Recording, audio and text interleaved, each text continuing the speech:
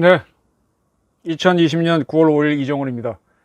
정부에서 한국판 뉴딜에 대한 발표가 있었죠. 그것을 아주 비판적으로 논평을 하겠습니다. 한국판 뉴딜은 통일대박의 변종? 제목입니다. 통일대박 기억하십니까? 박근혜 정부에서 통일대박이라는 단어를 유행시켰죠. 그거의 변종이 아니냐라는 게 제 관점입니다. 2년도 안 남은 정권이 왜 큰 판을 벌이려고 하는가? 이게 제 논평의 부제입니다. 지난 9월 4일 홍남기 경제부총리, 은성수 금융위원회 위원장이 한국판 뉴딜 전략회의 합동 브리핑을 했습니다. 국민 여러분, 정부는 지난 7월 코로나 위기 극복은 물론 코로나19 이후 선도국가로 도약하기 위한 국가 발전 전략으로 160조 기억하십시오. 원 규모의 한국판 뉴딜 종합개혁을 발표한 바 있습니다.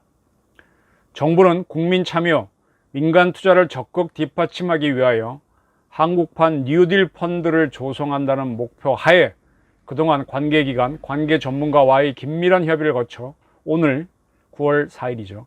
오전 대통령님 주재의 제1차 한국판 뉴딜 전략회의에서 국민 참여형 한국판 뉴딜 펀드 조성 및 뉴딜 금융 지원 방안을 최종적으로 확정하였는 바 그 세부 내용을 국민 여러분께 발표해 드리고자 합니다 하면서 이렇게 쭉 얘기했는데, 정리하면 국민 참여형 뉴딜 펀드 설계는 이렇게 하겠다는 겁니다.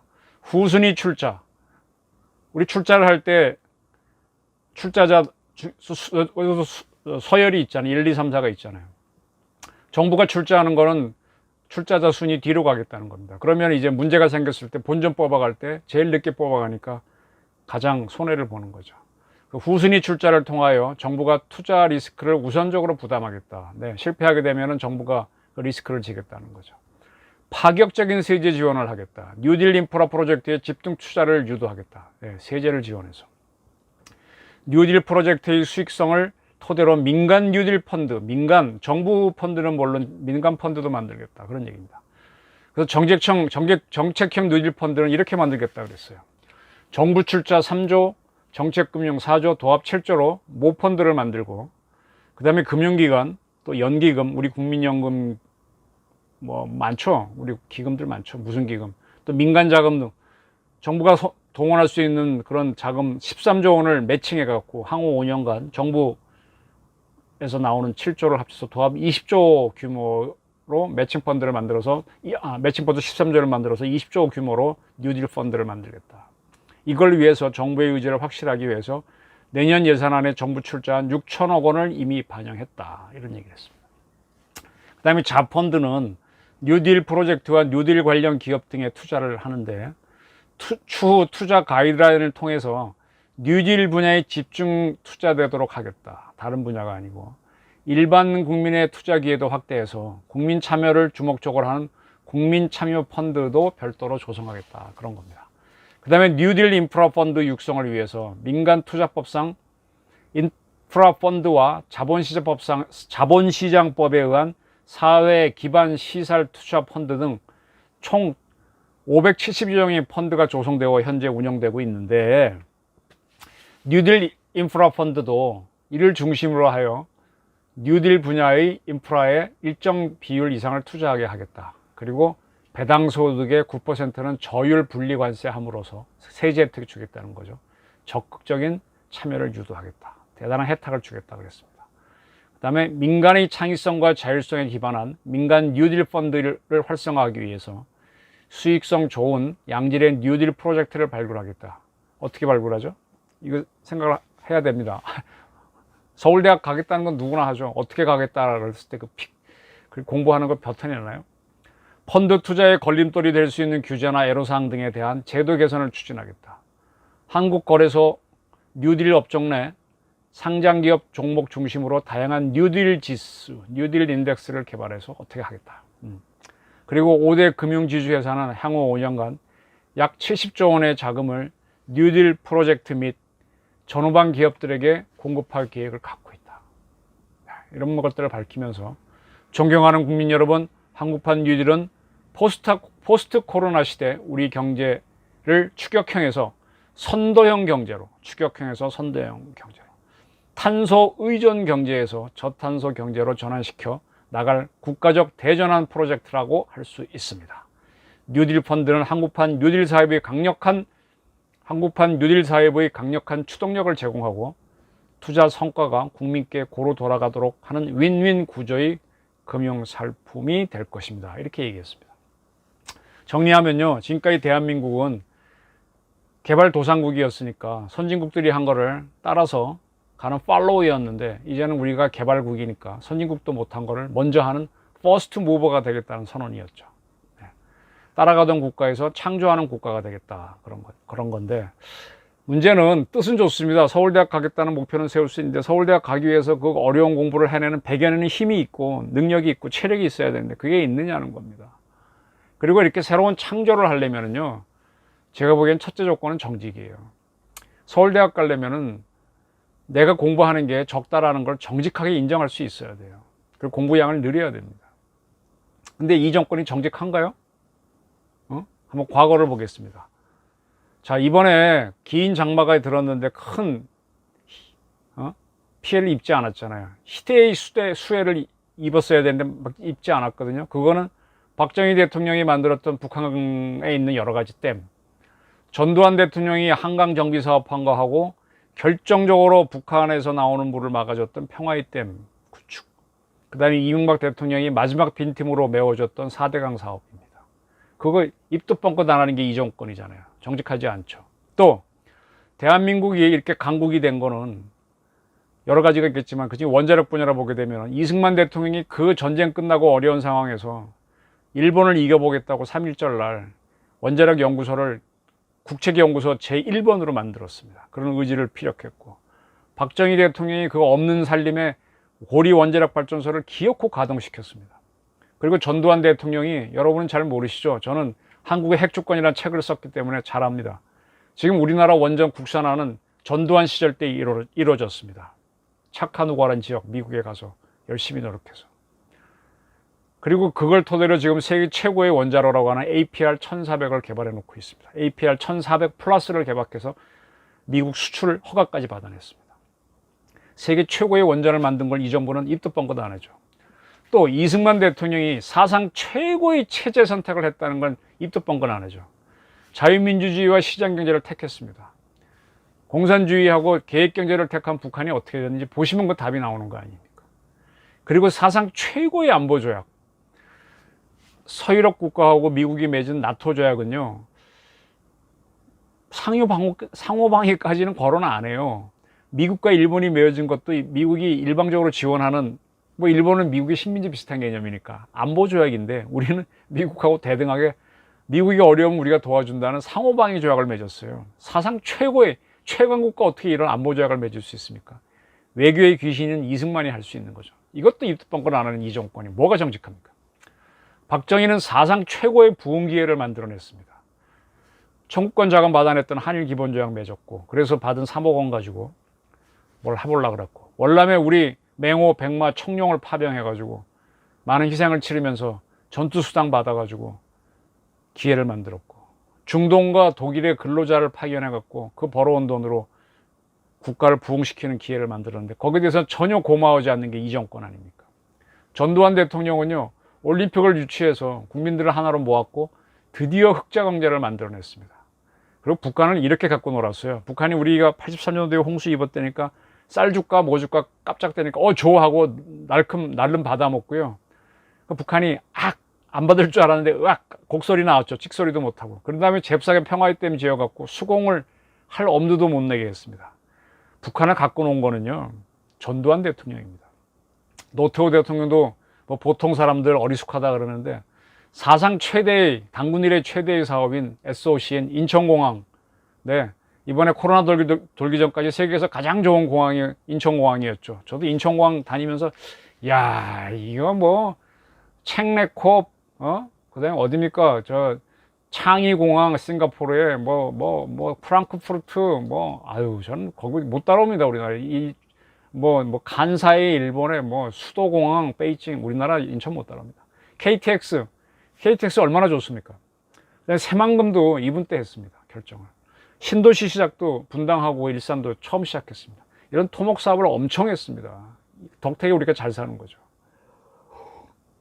김대중 대통령은 조금 논쟁이 있는데 어쨌든 신흥재벌인 벤처 사업을 일으켜서 네이버와 박정희 전두환 이후로 우리나라 재벌을 큰 기업이 나오지 못했는데 네이버와 다음 카카오, 셀트리온 같은 게 나왔잖아요. 그거는 김대중 정부 때 했던 벤처 사업 때문에 나왔다고 저는 봅니다. 근데 문재인 대통령은 4대강 반대, 환경제일주의, 원자력 반대, 반미, 전작권 전환, 반일 이런 걸 주장했지 않습니까? 이분들의 업적을 전혀 인정 안 했어요. 대한민국 성장을 이끈 요인을 전부 부인해 왔는데 이게 정직한 정권입니까? 아니면 판단에 문제가 있는 사람입니까? 정직하지 못하면요, 내가 공부를 조금 하는데 서울대 가겠다고 목표 세우면 그게 안 되는 거죠. 전략적인 계획이 안 나오죠. 정직하지 못하면 전략적이기 어려운데 어떻게 창조적인 도전을 합니까? 퍼스트 모버가 됩니까? 저는 여기서부터 일단 이 한국판 뉴딜을 의심합니다. 4대강 반대와 반일 등도 근데 이게 문재인 정권의 로고처럼 나온 주장이고 탈핵인데, 탈핵도 그런데 이게 문 정권이 창조적으로 만들어낸 개념이 아니에요. 북한에 편승했던 주사파들이 먼저 외친 겁니다. 반전, 반핵, 양키, go home. 이게 민족 해방운동 주사파들이 내세웠던 구호 아닙니까? 반전, 반핵, 양키, go home. 여기 다 들어있잖아요. 이러한 반대에서도 문재인 정권은 팔로워였습니다. 근데 뭘 퍼스트 무버를 하겠다고 이런 계획을 내나요? 사람은요, 잘 안 바뀝니다. 초등학교 때 반장한 친구는 늘 모임하게 되면 대장이고, 늘 반대만 하고 뒷전으로 삐져있던 친구는요, 평생 투덜이로 사는 걸 저는 지금까지도 보고 있습니다. 디지털 뉴딜을 한다는 건 우리가 정보화 시대를 맞았기 때문인데, 정보화 시대의 시작이 전두환 정권 때 성공시킨 전전자 교환기 개발입니다. 그 전까지는 우리나라 유선 전화가 굉장히 갖기 어려웠어요. 근데 전전지 교환기 개발하면서 집집마다 유선 전화기 갖게 됐고, 그 다음에 전전자 교환기 때문에 이러한 핸드폰을 이용한 이런 무선 통신이 가능해진 겁니다. 이건 전두환과 오명 부총리가 한 정보혁명입니다. 그거 지금 이 정권이 인정하나요? 나중에 김대중 정부 때 할 땐 벤처만 인정하겠죠. 문재인 대통령이 이거는 알고 계십니까? 이걸 만약 알았다면, 이거 자랑하게 되면은 뉴딜, 과거 정권 하는 거, 마음에 안 드는 정권이 한 건 다 부정하는 거니까 전두환 정부가 정보명 했다는 거 알면 안 했을지도 모르죠, 문재인 정부가. 좋습니다. 그런데 어쨌든 과학정보통신부는 이렇게 정부가 밝힌 것에 밑자락을 먼저 깔아주었습니다. 9월 2일 디지털 뉴딜의 핵심인 데이터댐 사업 발표를 했습니다. 자료가 나오죠. 데이터댐 7대 사업 역대 최대 규모, 총 4,739개 기업과 기관이 참여해서 2020년 추경 사업 4,991억 원 투입해서 총 2,103개의 지원 대상 기관을 확정했다. 이런 발표를 했습니다. 네, 5년간 그걸 하겠답니다. 그 다음에 읽어보십시오. 뭐 너무 그렇고. 그 다음에 이렇게 설명을 했습니다. 데이터댐 7대 핵심 사업은 미국이 대공황 시기 후법된 건설과 같은 일자리와 경기 부양 효과에 더하여 우리의 미래를 위한 투자와 각 분야의 혁신을 동시에 추진하기 위해 기획된 인공지능 학습용 데이터 구축, 인공지능 바우처와 인공지능 데이터와 가공 바우처 사업, 인공지능 융합 프로젝트, 클라우드 플래그십 프로젝트, 클라우드 이용 바우처 사업, 빅데이터 플랫폼 및 센터 구축 등 7개 사업이다. 제가 읽은 말 바로바로 알아들으시겠어요? 이 분야에 계신 분들은 아시겠지만 저도 사실 잘 모릅니다. 자, 이렇게 정부가 특정 분야를 집중 육성한다 그러면요, 뭔지도 모르겠잖아요. 이런 분야 육성한다 그러면 박정희가 옛날에 경제개발 한다 그러고 이명박 대통령이 4대강 한다고 했을 때 집중 투자했지 않습니까? 그때 어떤 현상이 생기면 벌레떼들이 몰려듭니다. 네, 뜯어먹기 있으니까. 가장 유명한 코멘트가 이겁니다. 이우락 씨가 월간지와 인터뷰에서 김종필을 굉장히 라이벌이었죠. 이렇게 말한 적이 있어요. 나는 콩고물밖에 못 먹었다. 나는 콩고물밖에 못 먹었다. 예, 그거 이제 벌레떼 중에서 작은 벌레를 했다는 얘기죠. 정부의 집중 육성은 국민 세금을 특정 사람에 퍼붓겠다는 건데, 그렇게 되면 그 분야의 업체들은 기회가 왔으니까 서로 사업을 따려고 로비를 합니다. 네, 사업권 따기 위해 갖다 바친 뇌물이 콩고물이거나 콩떡이겠죠. 네, 그런 걸 가지고 집권당은 정치 자금으로 쓰는 겁니다. 박정희는 국민 세금에 청구권 자금, 월남전 전투 수당을 보태갖고 선도사업을 일으켰습니다. 그때 이병철, 정주영 같은 본인이 그렇게 한다고 되는 게 아니라 또 시대의 경제인들이 나왔어요. 이병철, 정주영. 이런 분들이 저돌적으로 밀어붙여서 사업을 성공시켰거든요. 네, 그렇게 된 겁니다. 그때 이제 콩고물과 콩떡을 받아먹은 사람들이 있었던 거죠. 그렇게 할 때는요, 정부 통제를 받는 은행으로부터 많은 돈을 받아내면은 정부가 이 사업을 하겠다는 확실한 의지가 있는 거니까 성공합니다. 그래서 빚을 많이 내면 성공한다. 그래서 대마 불사론이 유행을 했어요. 네.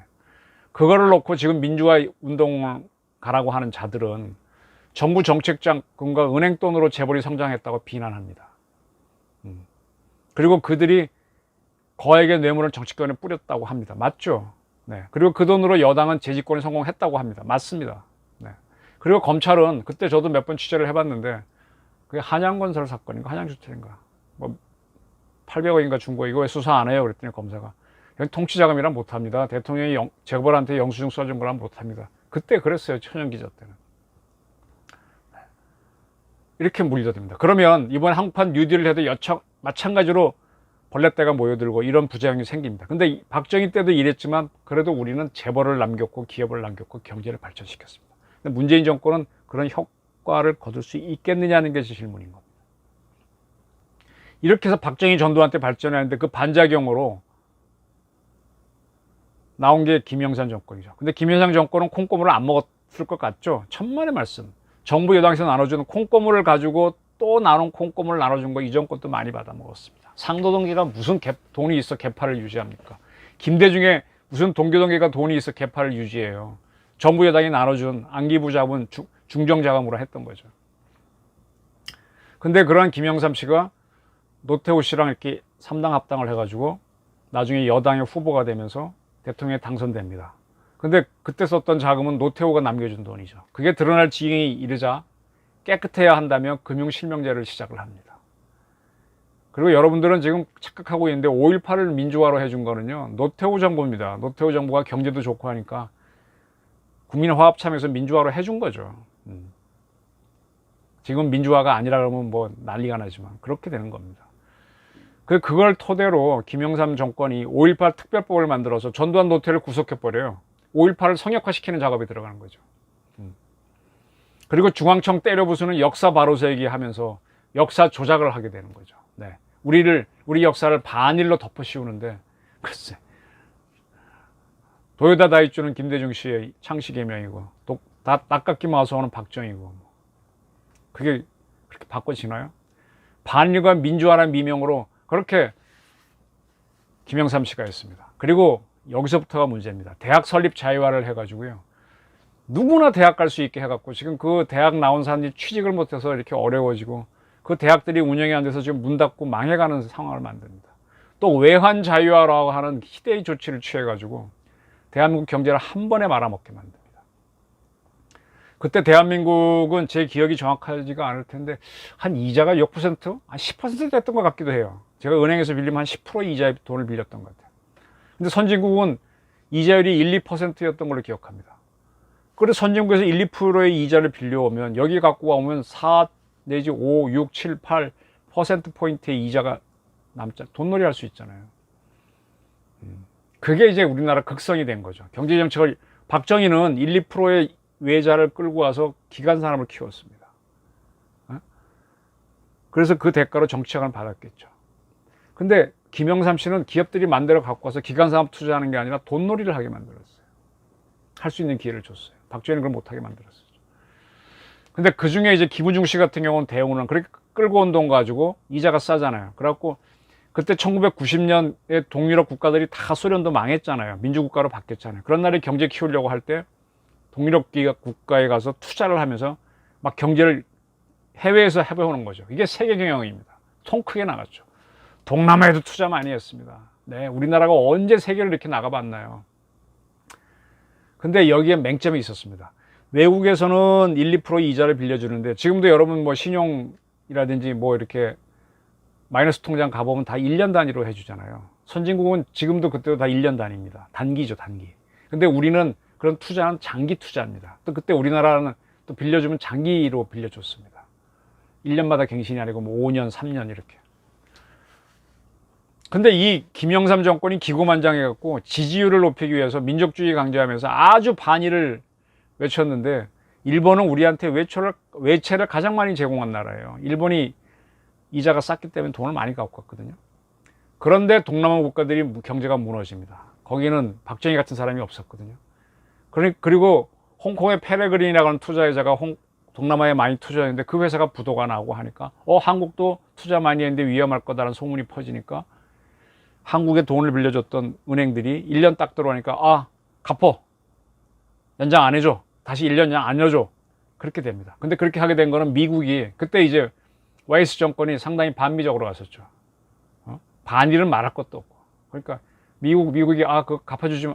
연장해 주지 마. 그러니까 일본이 연장 안 해주니까 이 단기채 연장을 못하니까 돈을 못 갚아서 그대로 부도가 난 게 IMF 외환 위기예요. 한국 경제는 탄탄했는데 이 외환 때문에 위기에 빠진 겁니다. 그리고 들어선 게 김대중 정권인데, 김대중 정권은요 굉장히 친일 노선입니다. 박정희 이상으로 걸었습니다. 한일 어휘협정 맺고 일본하고 문제 굉장히 사이가 좋게 했습니다. 그러니까 일본이 단기채를 다 풀어주니까 경제가 바로 살아나서 폭발적인 성장이 되는 거죠. 그리고 나서 그때 이제 김대중 정부에서 미국 실리콘밸리처럼 해보자라고 해서 벤처 산업을 한번 도전해 봅니다. 그게 대박이 터졌어요. 그때 많은 사람들이, 그때는 물론 금융실명제가 있으니까 정치관 받아먹는 게 어렵죠. 그때 벤처에 투자를 정치인들도 해갖고 같이 돈을 버는 겁니다. 주가가 30배, 40배 올랐어요. 그래서 친DJ 인사들이 벤처로 상당히 대박을 일궜습니다. 그리고 그때 한일 월드컵을 일본하고 한일 관계 좋았으니까 하면서 한류 열평이 일어나면서 일본에서도 한류 열평, 동남아 퍼져가면서 우리나라가 제조업 말고도 문화를 수출하는 나라가 되는 거죠. 그 다음에 이제 노무현 정부는 별거 없고 이명박 정부가 들어서서 국가를 발전시키는데 마지막 SOC라고 할 수 있는 한반도 대운하, 내륙 개발을 위해서 그 양반은 토목을 평생한 현대건설 회장 출신이니까. 그리고 녹색 경제, 지금 문재인 정부도 조금 한국판 뉴딜스 얘기한 그거를 본격적으로 하겠다 그랬었죠. 근데 여러분, 경제하고 환경을 많이 논쟁이 붙는데 제 의견은 이렇습니다. 경제는 독립변수. 경제가 이렇게 투자하게 되면 환경의 변화가 일어나거든요. 환경은 종속변수라는 겁니다. 근데 사람들이 착각을 해서 환경이 중요하고 경제는 그 다음이다 이렇게 하는 순간부터 이제 엉망이 되는 거죠. 잘 살게 되면 이런 오류에 빠집니다. 경제가 매우 좋아지면요, 잘 살기 때문에 환경을 오히려 잘 만들어요. 미국이나 일본 가보세요. 환경이 훨씬 좋아요. 못 사는 나라, 경기 없는 나라 가보면 환경이 나쁩니다. 그래서 경제가 독립변수고 환경이 종속인데 거꾸로 하는 분들이 많아요. 이명박 정부 때 환경론자들이 들고 일어나서 막 환경이 최고다 떠들어갖고 녹조를 이유로 격렬히 반대해서 결국 한반도 대운하 사업은 4대강 본류 정비하는 걸로 끝나고 맙니다. 지류로 손을 못 대죠. 네. 여기서 다 대한민국 브레이크가 걸립니다. 그리고 박근혜 정부가 들어서 갖고 통일 대박을 거론합니다. 저는 이게 정확한 관점이라고 봅니다. 한국 경제가 부흥할 수 있는 또 한 번의 기회는 통일 후 우리의 발전 경험을 이용해서 북한의 SOC를 지을 때 우리 경제 확 큽니다. 일본 추월합니다. 근데 문제는 통일 대박이라는 목표는 세웠지만 어떻게 통일을 해야 되는 것을 해내지 못한 게 박근혜 대통령입니다. 박근혜 대통령의 또 하나의 실수는 중국을 붙잡고 통일을 모색했다는 겁니다. 근데 중국의 기본적인 거는 쌍중당 쌍계 병행 그래갖고 한반도가 분단돼 있기를 원하는 나라거든요. 그게 국가 목표인데 그런 나라를 상대로 한반도 통일을 해달라고 쫄랐으니 되냐 이겁니다. 그렇게 접근하고 있을 때 북한이 얼마나 꼴보기 싫었겠어요. 그걸 한중을 갈라치기 위해서 4차 핵실험을 합니다. 너희 결심해 하고 하는 순간에 시진핑이 고민에 들어가죠. 처음에 계획은 자기네한테 접근하는 박근혜를 잡아당겨서 미국하고 한국을 분리시키려고 그랬는데 안 되는구나. 북한이 결국 내푸내고 나서 북한을 끌어안습니다. 그때 박근혜 대통령이 아니 북한 저렇게 날뛰는데 왜 미국은 가만히 있냐라고, 중국은 가만히 있냐고 한 전화를 안 받았잖아요. 시진핑은 고민 끝에 미워도 다시 한번 어쩔 수 없다면서 북한 편을 듭니다. 그때 박근혜 대통령이 분노해갖고 친중 노선을 버리고 친일로 돌아서죠. 그때까지 일본하고 접촉도 안 했는데 사드 배치하게 하게 되고 위안부 일본과 합의하고 지소미아 맺고 다 나갑니다. 그러니까 중국도 배신당했다고 해서 한국을 맹비난 들어갑니다. 그리고 차이나 게이트라는 걸 만들게 되는 거죠. 요로 할 때 그 틈을 이용해서 주사파하고 민노총 뭐 이런 것들이 총력을 다해서 또 박근혜 정부를 흔들 때 최순실 게이트가 엄청 커지면서 촛불이 나면서 북한도 뻔뿌지를 엄청 하죠. 사이버에서 막 공격하는 겁니다. 거기에 대해서 국정원하고 사이버 사령부가 맞서서 댓글 붙였던 게 지금 이 정권이 꾸민 국정원 댓글 사건입니다. 네, 대한민국 무너뜨리려고 한 거에 댓글 난 것 중에 몇 개가 정치적 색깔이 있다고 다 잡아놓습니다. 이러한 박근혜 투쟁에 반박근혜 투쟁이 편승의 대통령이 된 게 문재인 대통령이라는 얘기입니다. 결국은 지금 보게 되면 미국이 그때 중국하고 사이가 안 좋았는데 좀 더 강하게 지금 시진핑 다루는 트럼프처럼 쳤으면 되는데 오바마는 그렇게 안 했거든요. 강하게 밀어붙였으면 이런 사태가 안 벌어졌을 텐데. 중국이 그렇게 박근혜 정권을 흔들려고 세게 못 나왔을 텐데 그때는 오바마가 말랑말랑했어요. 그러니까 흔들어 버렸죠. 이게 박근혜의 불운이기죠. 또 김정은한테는 역전승을 만들 수 있는 좋은 기회였고, 그리고 또 하나의 행운아가 문재인 대통령이죠. 근데 김정은이는 노력, 뭐 4차 핵실험이라고 하는 카드라도 던졌지, 문재인 대통령 그것도 없이 거저먹은 거잖아요. 어떻게 보면 뭐 민노총 이런 데와 다 협조한다 이렇게 약속하면서 거저먹은 거잖아요. 어차피 그들은 정치 못할 세력이니까. 근데 거저먹은 복은 내 복이 아닐 수가 있습니다. YS 실정 이후에 DJ는 그래도 일본하고 관계가 좋으니까 준비된 대통령 역할을 할 수 있지만, 문재인은 실패한, 그리고 간신히 탄핵도 당했다가 간신히 반일로 정권을 유지한 친북 노선의 노무현 정권의 판박이입니다. 근데 그런데도 지금 유지되는 건 민노총이나 전교조 이런 것들이 받쳐주고 있기 때문에, 그분들이 빠져나가면, 그 세력이 빠져나가면 이건 헛값입니다. 근데 문재인 정부도 바보는 아니니까 한국 경제를 부흥하는 건 통일뿐이라는 건 압니다. 북한 토목 일으키면 확 크거든요. 근데 어떻게 통일하는 방법이 또 문제인 거예요. 박근혜 정부는 그걸 못 보여줬는데 이 정부는 뭐라 그랬는가 하면 더 친중 중국 통해서 해보겠다. 중국은 쌍궤병영 쌍준당, 그래서 한반도가 분단으로 있기를 원하는데 그걸로 통하면 통일이 될 수 있다고 했고, 또 북한하고 교류를 많이 확대해서 하게 되면 SOC를 우리가 지을 수 있다는 착각을 한 거죠. 네. 그렇게 북한하고 가까워지면 거꾸로 북한에게 통일전선 기회를 줄 수 있다는 생각은 안 하는 거죠. 북한이 이걸 갖고 놀았어요. 문재인 정부는 6차 핵실험까지 해서 오히려 겁을 빡 준 다음에 깜짝쇼 신년사에서 남북 대화하자 그래서 문재인하고 대화를 하면서 미국과 담판의 길을 잡습니다. 그건 계산이 있어서 했던 거잖아요. 그리고 미국과 협상하면서 우리 핵 보유국으로 인정해줘. 그걸 일단 받아놓고 우리 핵 보유 포유할 테니 우리 체제를 인정해줘. 그리고 우리랑 국교 맺어갖고 우리랑 잘 지내. 한국 버려. 이렇게 가려고 한 거죠. 그래서 만약에 남북이 똑같이 미국과 가까워지면 미국이 우리랑 잘 지낼 이유가 없잖아요. 그러면 지금 우리가 중국하고 국교를 맺었으니까 중국하고 우리는 싸우면 안 되잖아요. 그럼 우리하고 남북한이 싸울 때 북중 우호조약에 따라서 중국군이 참전해서 우리 치면 모순이죠. 그러니까 제가 계속해서 문재인 정권 보고 북중 우호조약을 깨게 하는 공작을 하라 그러는데, 똑같이 북한이 미국과 수교하면요, 미국은 북한하고 수교했으니까 북한은 미국한테 한미방위조약 빨리 폐기해. 왜 자동 참전을 해? 남북한 전쟁했을 때 미국이 참전하면은 우리랑 수교한 거 아니지, 이렇게 나온다니까요. 그러니까 이걸 모르면 외교의 바보라는 얘기입니다. 미국이 어정쩡해지면 북한은 통일전선 전술, 그게 바로 고려연방제 아닙니까? 그걸로 자기 중심의 통일을 할 수 있죠. 그때 북한이 무력으로 우리를 통일해버리면 미국과 유엔이 침략이라고 하면서 개입할 수 있으니까 그렇게 절대 안 합니다.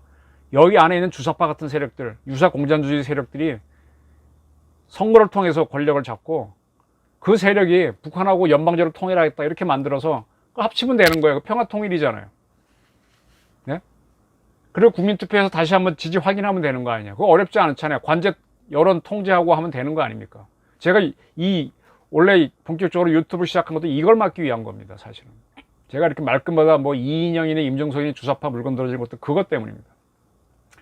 러시아가 우크라이나에 속해 있는 크림반도를 지금 합병했잖아요. 거기 친러시아계 세력들한테 한 방법이 바로 이겁니다. 그 러시아계 사람들이 크림반도에서 어떤 세력을 확보한 다음에 주민투표를 통해서 러시아에 들어가겠다고 딱 선언하는 순간에 침략한 적이 없잖아요, 러시아는. 그러니까 미국과 영국이 군사작전을 못하는 겁니다. 지금까지도 대러시아 경제제재만 하고 있거든요. 그러다 그 러시아는 버티면 돼요. 그러다가 갑자기 또 다른 외교 문제가 생겨서 러시아의 도움을 미국이 영국이 받아야 할 때 그 제재 풀어줘 하면 그걸로 끝입니다. 북한이 이걸 하자는 겁니다. 자세히 보십시오. 문재인 정권에는요, 임종석이 빠져나가니까 이인영 들어오죠. 주사파 정권이 세력이 계속 들어옵니다. 네, 왜? 이 세력이 문재인 정권 수립에 기여한 게 있기 때문입니다. 근데 사실은 주사파들은요, YS 정권 때 젊은 피 수혈하겠다고 할 때 그때 이미 들어왔습니다. 그 노무현 정권 때는 청와대 비서관에 많이 들어가 있었습니다. 문재인 정부는 말할 것도 없고요. 문재인 정권은 시민단체도 수용했습니다. 청와대에 이미 한번 얘기했죠. 제가 사회수석이 있는데 또 시민사회수석이라는 걸 만들어서 시민단체 출신 환경운동가 김재남 씨를 수석에 임명했고요. 시민단체 출신인 정의연, 정신대 어쩌간 윤미향 씨, 또 8.2 운동가인 양이원영, 이런 사람을 비례대표 국회의원으로 넣어줬잖아요. 그러면 결국 문재인 정권은 뭐냐? 반박근혜, 반우파, 또 반미 뭐 이런 세력의 연합체란 얘기입니다. 그 세력이 다 떨어져 나가면 순수 문재인 세력은 얼마 안 됩니다. 근데 그래서 문재인 정부는 그런 세력들이 요구한 거를 펼치면 좋을 거다라고 밀었는데, 탈핵이라든지 뭘 밀었는데 다 안 되는 거예요. 최저임금 인상하면 경제 좋아질 줄 알았는데 아니죠. 소득주도 성장 개판됐죠. 탈핵 안 되죠. 4대강 보호 없애라 그랬는데 없앴으면 큰일 날 뻔했죠. 근데 다행히 코로나가 터져가지고 자기네 무능이 가려졌어요. 그것도 K방역도 우리 의사들이 한 건데 지금 공공의대 문제 갖고 의사들하고 싸우게 됐습니다. 코로나 덕택에, 그 다음에 재난지원금 덕택에 4.15 총선에 압승하니까 산적한 위기를 극복하기 위해서 신의 한 수를 던진 게 이번에 한국판 뉴딜입니다. 사실은 그 전까지 신의 한 수는 통일 대박론이었죠. 북한 SOC 개발을, 남북 교류 잘해서 북한 OCC 개발, SOC 개발하자. 결국 박근혜 정부와 비슷한 정책이었는데 그게 3년을 미뤄도 안 되니까 한국판 뉴딜로 돌린 거죠. 근데 저는 이제 바둑 잘 못 두는데 바둑에서는요, 이기는 목표는 세워놨더라도 수를 잘못 두면 망하거든요. 수 1번, 2번, 3번 틀리면 집니다. 불개패로 크게 져요. 수순에 대한 고민 없이 불개승을 하는 사람들은 저는 바보라고 봅니다. 박근혜도 헛되게 중국을 통해 통일을 하겠다는 불개승을 꿈꾸다가 정신을 차린 거고, 문재인 정권은 중국에다 남북 교류까지 보태서 불개를 기대했다가 그게 안 되니까 아직도 정신을 못 차리고 한국판 뉴딜을 내놓은 겁니다. 이인영처럼 계속 북한한테 어떻게 피티션 빌어갖고 간청해서 남북교류를 하려고 하는 일을 통일부 장관에 임명하는 게 그런 증거죠. 네, 그래놓고 이제 도저히 통일대박은 안 될 것 같으니까 한국판 뉴딜을 내놨는데, 통일대박의 핵심은 아까 말한 대로 북한에 토목을 하는 거거든요. 토목을 하게 되면은 통신, 화학, 금융, 정보학까지 다 따라갑니다. 이거 이상 큰 건 없습니다. 근데 이걸 다 빼고 뭐 정보를 중심으로 한 뉴딜만 해보겠다는 겁니다. 지금 대한민국 잘 보시면요, 우리가 지금 세계적으로 못 따라가는 건 항공우주입니다. 항공기 산업이 아직 못 되고, 우주 개발은 상당히 처져 있고, 그 다음에 농업은 우리가 죽었다 깨도 세계를 못 따라가네요. 그런 거 제외하면 우리는 거의 다 개발했습니다. 그리고 우리가 지금 결정적으로 못 키운 산업이 뭔가 하면 금융입니다. 금융. 싱가포르나 홍콩, 미국이나 영국처럼 금융 강국이 아니에요. 우리나라 주식시장이 큰가요? 근데 금융은요, 제조업 강국인 일본이나 독일도 아직 그건 못하고 있어요. 제대로 못하고 있습니다. 프랑스도 아직 못 따라가고 있어요. 이게 금융을 키우면 국가 경제가 굉장히 클 수 있는데 그게 잘 안 됩니다. 경제를 안다고 하는 이명박 대통령이 747 계획을 내놓은 적이 있었어요. 연 7% 성장으로 1인당 국민 GDP를 4만 달러에 이르게 해서 7대 경제 강국이 되자, 그런 주장을 했는데, 그걸 하기 위해서 금융을 키우자 그랬는데 금융 못했습니다. 4대강 하기 전에 크게 대홍나 계획했는데 환경 문제 때문에 4대강도 본류만 한 데서 그치고 말았고요.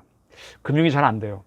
제가 금융을 할 수 있는 하나의 방법으로 제기했던 게, 사실 제 방법이 아니고 오명 부총리가 옛날에 엑스포 하면서 제기했던 건데, 노태우 정부가 만들어온 새만금으로 생긴 그 땅을 지금 중국이 홍콩 보안법 때문에 홍콩에서 금융기업이 빠져나올 거지 않습니까? 그런 금융기 회사들한테 일정 기간에 조개지 비슷하게 줘서 니들이 마음대로 개발해라. 우리한테 세금만 내고 우리한테 물하고 뭐 이런 것만 사가라. 그렇게 하고 나서 몇 년 후에 돌려받으면 한국이 하나 금융 중심이 될 수 있겠죠. 근데 이런 거 생각하는 지도자가 이 정부에는 없습니다.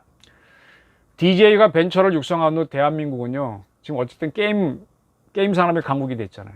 그러하니까 이제 우리가 이쪽에 강점이 있어서 뉴딜을 해보자는 건데, 디지털 뉴딜을 해보자는 건데, 그러려면 5개년 계획을 만들어 놓고 DJ처럼 정권 초기에 했어야지. 아니면 박정희처럼 5개년 계획 만들어 놓고 계속 처음엔 경공업, 중공업, 중화공업 단계적으로 밀고 나가야죠.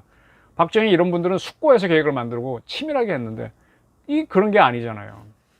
박정희 대통령은 그런 데다 한 수 더 떴습니다. 자기 계획이 있음에도 서강대학교 교수를 했던 남도구 선생이 최고라는 걸 듣고 서강학파를 딱 고용해서 경제는 당신이 하시오 그랬잖아요. 전문가한테 맡겼잖아요. 서강대학교가 그래서 명문이 됐지 않습니까? 나중에는 신현혁 씨한테 중화공업 키우라고 맡겼잖아요.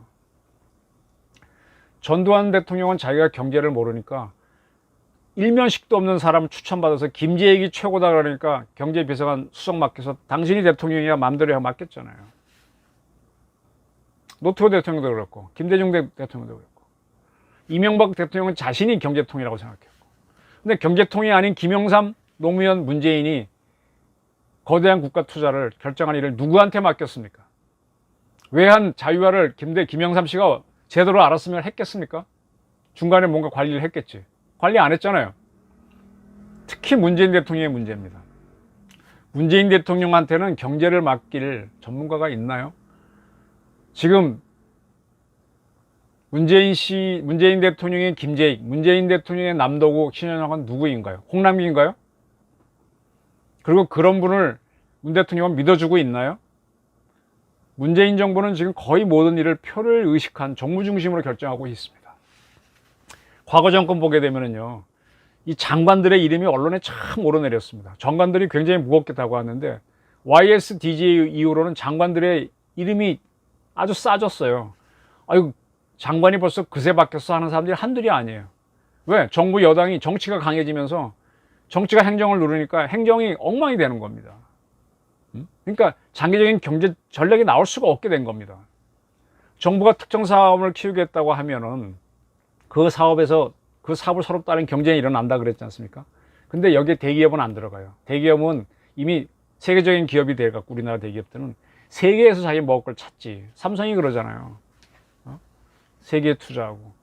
그러니까 한국 정부한테 말려들었다가 개망신 당하지 않습니까? 그래가지고 삼성이 그 말 몇 마리 줬다가 지금 잡혀 들어가고 지금 총수가 저거 하겠습니까? 지금 우리나라 정치인들은요, 중견 중소기업 뺏어 먹고 있어요. 대기업은 접근도 못 해요. 근데 중견 중소기업들은 생사를 결정할 수 있는 기회가 정부 투자니까 어떻게든 연줄을 만들려고 합니다. 근데 뇌물은 주기 어려운 구조가 되니까 이제 자기네 주가, 이 정부 사업 땄을 때 이걸 주식이 팍 뛰도록 하면서 정치인도 투자를 하게 하면서 이렇게 하는 거죠. 네, 이건 DJ가 벤치 사업 키울 때 이미 썼던 방법이죠. 그러면 결국은 뭐냐? 한국의 대기업이 모여있는 코스피가 아니고 코스닥이나 장외시장의 주가를 올리는 전략이 들어간다는 거죠. 한국판 뉴딜을 하게 되면. 그럼 여기에 돈 있는 엔젤을 모신 사모펀드도 들어가겠죠. 근데 이렇게 되면 결국은 옛날 개발 시절에 대마불사론과 비슷하게 가는데 정치인도 들어가고요. 결국 뭔가 하면은 그 박정희 시절에 있었던 대마불사론, 재벌, 은융, 금융, 정부 유착을 비난했던 이들이 성격을 바꿔서 똑같이 한다는 겁니다. 뇌물 대신에 주식으로 돈을 버는 거죠. 대기업한테는 유착도 못하는 좀 이류 정치인이 되는 거죠. 그러니까 이렇게 약점이 많으니까 어떻게 해요? 이재용 삼성 사장을 또 잡아놓잖아요. 뭐 수사심의에서 하지 말라는 걸 또 해버리고 우린 체벌도 잡아 이렇게 겁주면서 가는 거죠. 자, 개발 시절에는 주식시장에 개미가 적었습니다. 그런데도 그렇게 정부가 선도한 사업에 투자했다가 실패하면 이철이 장영자 같은 사건이 빵 터져서 난리가 납니다. 지금은 개미가 굉장히 많고요. 엔젤리로 버글버글합니다. 그 투자가 실패할 수도 있어요. 예? 정부가 지원했다 그래서 지원받았고 한 수업이 100% 성장하면 얼마나 좋게. 그건 아니잖아요. 그건 정주영, 이병철 같은 사람이 있어야 해내는 거잖아요. 터지면 뭡니까? 라임 사건, 옵티머스 사건 같은 게 되는 거죠. 네. 그럼 여기에 뭔가 비리가 있는 걸 추적해 들어가는 게 기자인데, 그거 추적하던 유시민 씨하고 그거 추적해 들어갔던 사람이 우리 채널의 이동재 기자인데, 그 기자 구속시킨 게 이 정권 아닌가요? 박정희는 물론이고요. 전두환 씨도 일본으로부터 100억 달러 유치해갖고 투자를 제대로 해서 경제를 일으켰습니다. 네. 근데 박정희, 전두환 씨가 투자한 거는 수익률이 좋았어요. 근데 그 이후로는 정부도 돈을 쓰게 되면 수익을 올려야 될 거 아니야. 수익이 많이 떨어집니다. 이거는 지금 많이 거론 안 하는데 DJ 정부 때 지원을 받았던 벤처들도요, 네이버 등을 제외하면 거의 다 쓰러졌어요. 그러니까 정부가 투자가 헛된 거, 정부 돈을 헛되게 쓴 거죠. 옛날엔 차관이니까 갚아야 됐기 때문에 잘했나요? 지금은 정부 돈, 국민 세금이니까 없어질 돈이니까 날아가도 된다고 보는 건가요? 이거는 투자한 기업의 주가가 올라가는 것과 별도의 문제입니다. 주가 올라가다가 빵 무너지고 그 기업도 무너지면 정부 투자한 것도 날아가고 뒤늦게 참여한 개미들 돈 날아가고 엔젤도 날아가고 이렇게 되는 거지 않습니까? 근데 어쨌든 간에 그 기업이 망하면 안 돼요. 정부 지원금이 들어갔으니까 성공시켜야 됩니다. 근데 이런 성공을 시키려면 정부가 상당히 힘이 있어야 되는데 2년밖에 안 남은 정권이 그걸 할 수 있을까요? 5년간 투자한다니까 저는 웃긴다고 보는 겁니다. 다음 정권이 이 사업 세우면 그만인데. 보통 사업을 할 때 투자를 할 때 수익률을 10% 기대하잖아요. 근데 현실 세계에서 5%만 나와도 좋아하지 않습니까? 대기업들 해외 투자하는데 5% 나오면 한다 하더라고요. 투자액이 많을수록 사실은 수익률은 떨어지죠. 160조 투자하는데 16조는커녕 한 10조, 5조만 나와도 좋죠. 나올까요? 못 나올 것 같아요. 주가 조작할 때는 주식거래로 돈을 벌지만 사업으로 수익 올리기는 어려울 겁니다. 사업은요, 성공하는 것보다 망하는 게 훨씬 많습니다. 성공률을 높이기 위해서 그렇게 사업이 어렵기 때문에 자본주의는 경쟁을 도입한 거고요. 승자가 모든 걸 독식하는 위너 테이크스 올 제도를 택하는 겁니다. 그래야 목숨 걸고 어떻게 사업을 해볼 거 아닙니까? 그만큼 성공이 어려워서 그러는 건데 문재인 정권이 이거 못하게 하지 않습니까? 그리고 모든 걸 나눠 먹게 하자는 거 아니에요. 네? 2015년에 문재인 야당으로 있을 때 한 게 박근혜 정부 복지 저지 토크 콘서트를 한 적이 있어요. 나눠 먹자 이거예요. 나눠 먹는 거 중요한 거니까 이런 거 토크 콘서트 이재명 씨 참가해갖고 그다음에 변사한 박원순 서울시장 참가해서 셋이 한 적이 있어요. 지금 의사 파업이 불러온 이유 중에 하나가 문재인 케어입니다. 의료 뭐 어쩌고 해서 더 많이 서비스 준다 그래서 그 덕택에 지금 때문이지 건강보험이 지금 적자로 바뀌어져 있잖아요. 버는 것보다 역대 정권이 벌어놓은 거 다 퍼줘서 인기 얻자는 게 이 정권 아닙니까? 지금 채무가 제일 높아졌죠. 이런 정권이 무슨 사업을 할 줄 알아요? 나눠 쓰기도 지금 경제적으로 못하는데 자칫 잘못하면 120조는 헛된 돈, 흩어지는 돈이 될 수 있습니다. 4대강 사업이 헛돈 들어갔다고 난리 쳤듯이 근데 지금 보니까 4대강 사업이 헛돈이 아니었죠. 수혜를 막아줬죠. 한국판 뉴딜이 실패하면 누가 책임질 겁니까? 주가나 올라갈 때 정치자금 먹고 먹튀나고 끝낼 겁니까? 나는 몰라 할 겁니까? 자, 저는 경제개혁은 정권이 세워야 됩니다. 홍남기 장관이 이제 총대를 맺는데 저는 홍남기 장관이 부총리가 문재인 정부 사람일까 의심을 합니다. 주사파 시민단체 출신이 디글디글한 문재인 정권과 코드가 과연 맞을까 경제를 했는데 안 맞죠. 사회주의자들은 이념을 중시하고요. 자본주의자들은 효율을 중시하기 때문에 둘은 같이 갈 수가 없어요. 이념에 묶인 효율은요, 효율이 아니에요. 공산주의 국가에도 경제 책임진 장관이 있는데 경제가 절대 안 일어납니다. 이념이 효율을 통제하면 그건 효율이 아닙니다. 그래서 이념이 없어야 효율이 움직입니다. 홍남기 장관은요, 재난지원금 배부 때도 반대했다가 나중에 따라갔습니다. 한국판 뉴딜에 정치자금 쏟아부으면 코스닥과 장외시장에서는 여러 세력이 작전할 거고 주가가 폭등하면 정치자금들을 마련한 세력이 있겠죠. 그리고 라임과 옵티머스 같은 사건이 일어나면 개미를 가장하는 엔진들은 비명을 지르고 떨어질 겁니다. 이런 게 최악의 상황이죠. 그래서 한국판 뉴딜을 저는 문재인 정권이 과연 이걸 피하는 방법까지 고민해야 될 거 아닙니까? 없다면 숙고하고 숙고해서 만든 계획이 아니다. 어떻게 금방 이런 계획이 나옵니까? 그전까지 통일 대박하겠다는 정권이었는데. 코로나 의사 파업으로 어렵자 국면 전환으로 내놓은 게 아니냐.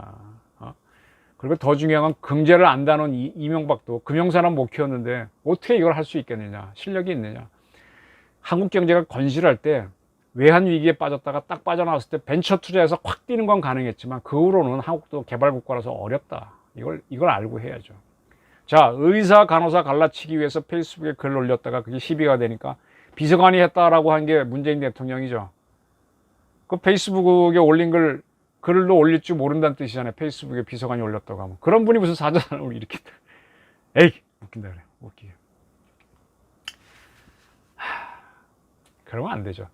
오히려 저는 조용히 마무리에 전념하는 게 나을 수 있다고 봅니다.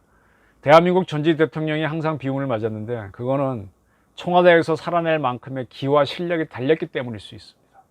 자신 없는 것, 목숨을 걸고 도전할 의지가 없다면 차라리 관리에 주력을 하십시오. 문 대통령의 힘과 의지는 김정은한테 완반째로 나가 떨어지면서 이미 증명됐습니다. 낭중지추처럼 실력과 능력은요, 감추고 있기 어렵습니다. 없는 거 금방 드려야 합니다. 북한도 눈이 있기 때문에 삶은 소대가리니 앙천대소할 일이라고 했을 겁니다.